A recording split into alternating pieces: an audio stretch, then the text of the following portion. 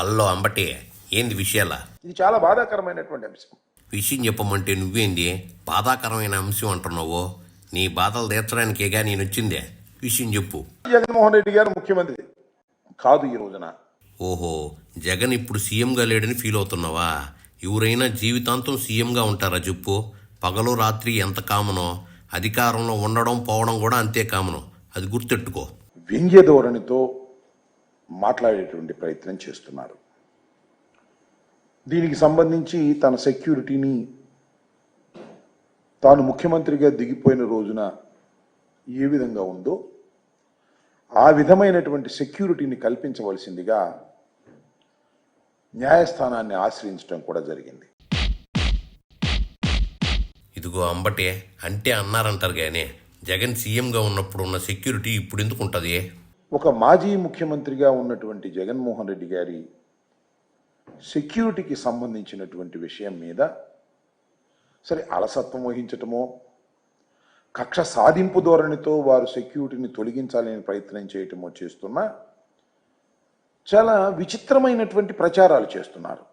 మీరు కూడా అప్పట్లో బాబు భద్రతని ఎట్టాగే తొలగిస్తే ఆయన కేంద్రానికి వెళ్ళి తెచ్చుకున్నాడుగా. ఇవాళ నేను చూస్తున్నా, మీరు కూడా తెలుసు, జగన్మోహన్ రెడ్డి గారు రాజీనామా చేయగానే ఎస్ఆర్సి రిపోర్ట్ రాకోకుండానే, సెక్యూరిటీ రివిజన్ కమిటీ రిపోర్టు రాకోకుండానే జగన్మోహన్ రెడ్డి గారి దగ్గర ఉన్నటువంటి సెక్యూరిటీని విత్డ్రా చేసుకున్నారు. ఇదే ఆయన గేటు దగ్గర ఉన్న సెక్యూరిటీని తీసేశారు. ఈ రోడ్లోకి అందరినీ ఎలవ్ చేశారు. విచ్చలవిడిగా తెలుగుదేశం కార్యకర్తల్ని, కూటమి కార్యకర్తల్ని ఇక్కడికి పంపించారు. జగన్ నివాసం ఉన్న రోడ్లోకి ఎవరు రాకూడదన్నట్టు మాట్లాడతావేంది? మనం ఏమన్నా రాజరికంలో ఉన్నామా ఏందంబటే? బుల్లెట్ ప్రూఫ్ కార్లు, బుల్లెట్ ప్రూఫ్ కార్లు ఎన్ని ఉన్నాయి అబ్బా? బుల్లెట్ ప్రూఫ్ కార్లు అంటే బహువచనం వాడావు కదా. ఒక్క బుల్లెట్ ప్రూఫ్ కారు ఇచ్చారు, అది కూడా లోపభూయిష్టమైనటువంటి కారు. షెడ్లో ఉండి బాగు చేయకోకుండా పంపించారు.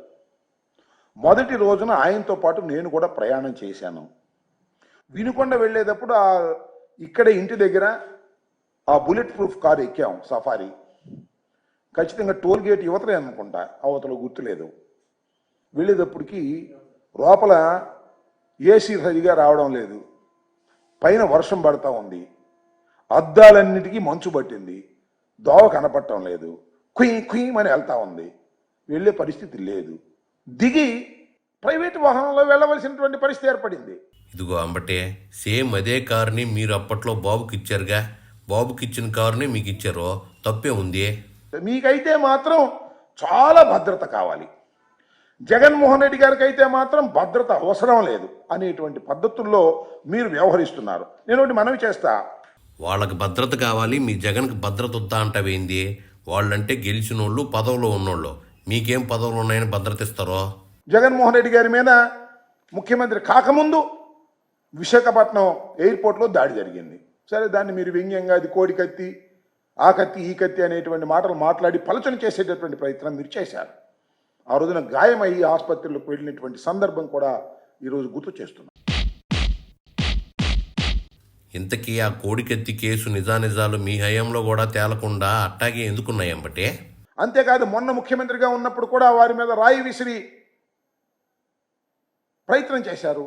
రాయి తగిలింది, గాయమైంది, దాన్ని కూడా వ్యంగ్యంగా మాట్లాడి ఇందా గోబెల్ ప్రచారం లాగా ఈటీవీ, టీవీ5, ఏబిఎన్, ఈనాడు పేపరు, మీలు, మీ అబ్బాయి, హోంమంత్రి, ఇంకో మంత్రి చెప్పి చెప్పి చెప్పి చెప్పి ఏమైనా అంత బాగానుంది అనేటువంటి ప్రయత్నాలు మీరు చేసి మసిపూసి మారేడికాయ చేయాలనేటువంటి ప్రయత్నం చేస్తున్నారు. నాన్న పులి సామెతలాగా మీరు ఇట్లాంటి డ్రామాలు ఎన్నాడినా ప్రజలు ఇంకెందుకు నమ్ముతారు చెప్పు? తక్షణమే నేను మనవి చేసేది ఏంటంటే, ఒక్కసారి ఆలోచన చేయండి, హుందాగా ప్రవర్తించండి. హుందాగా ఎవరు ప్రవర్తిస్తారో, ఎవరు మాట్లాడతారో అందరికి తెలుసులే అంబటే. చంద్రబాబు నాయుడు గారు మాజీ ముఖ్యమంత్రి అయ్యారు, రాజశేఖర రెడ్డి గారు మాజీ ముఖ్యమంత్రి అయ్యారు, మీరు జగన్మోహన్ రెడ్డి గారు మాజీ ముఖ్యమంత్రి అయ్యారు. ఎవ్వరు ఏది శాశ్వతం కాదు, ఎప్పుడు ఏదైనా జరగవచ్చును. బళ్ళు ఓళ్ళు అవుతాయి, ఓడలు బళ్ళు అవుతాయి. చరిత్ర చూస్తే అర్థమవుతుంది. అవునంబటే, నువ్వు చెప్పేది నిజమే. 151 సీట్ల నుంచి 11 సీట్లకు పడిపోయిన మిమ్మల్ని చూస్తే చాలు నువ్వు చెప్పిన సామెత అక్షరాల నిజం అవుతుంది. అప్పుడప్పుడు అంటారు పులివెందుల ఎమ్మెల్యే అంటే పులివెందుల ఎమ్మెల్యే ఎంతో ఆయన అంతే, ఒక ఎమ్మెల్యే ఎంతో అంతే అనేటువంటి సంకేతాలు పంపుతున్నారు. అది కరెక్ట్ కాదు. దాంట్లో కరెక్ట్ కాకపోవడానికి ఏముందా? మీ జగన్కి ఇప్పుడున్న పోస్ట్ ఒక ఎమ్మెల్యే పోస్టే కదా. ఆయన పులివెందుల ఎమ్మెల్యే అయినా ఈ రాష్ట్రానికి మాజీ ముఖ్యమంత్రి కుమారుడు. ప్రజలు ఆశీర్వదిస్తే మళ్ళా ముఖ్యమంత్రి అవ్వదగిన కెపాసిటీస్ ఉన్నటువంటి వ్యక్తి జగన్మోహన్ రెడ్డి గారు. అలాంటి జగన్మోహన్ రెడ్డి గారిని పలుచన చేసి మాట్లాడటమో, దీన్నే అత్యాశే అంటారంబట్టి జగన్ పాలన చూసిన జనాలు మళ్ళీ జగన్కి ఓటేసి సీఎం చేస్తారంటావా? కాబట్టి కోర్టులో న్యాయస్థానంలో ప్రభుత్వం చెప్పేటటువంటి విధానం వేరుగా ఉంటుంది, లోకేష్ గారి విధానం వేరుగా ఉంటుంది. అసలు లోకేష్ గారు ఎందుకు మాట్లాడుతున్నాడు? హోంమంత్రి మాట్లాడటం మానేసింది, లోకేష్ గారే మాట్లాడుతున్నాడు. బహుశా ఆయన లోకేష్ గారే హోమ్ అఫైర్స్ అన్ని చూస్తున్నట్టున్నారు. కేవలంగా పాపం అనిత గారిని అక్కడ పెట్టి అన్ని ఈయనే సంతకాలు చేస్తున్నాడు, ఈయనే అన్ని ఆర్డర్స్ ఇస్తున్నాడు అనేటువంటి మాట కూడా బయట ఉంటుంది. మీ హయాంలో హోంశాఖ నుంచి సీఎం మాట్లాడే మాటల వరకు అన్ని మంత్రుల్ని పక్కన పెట్టి మీ సజ్జనే మాట్లాడేవాడుగా. చెప్పినంత వరకు జోరుగానే ఇంక నువ్వు బయలుదేరు.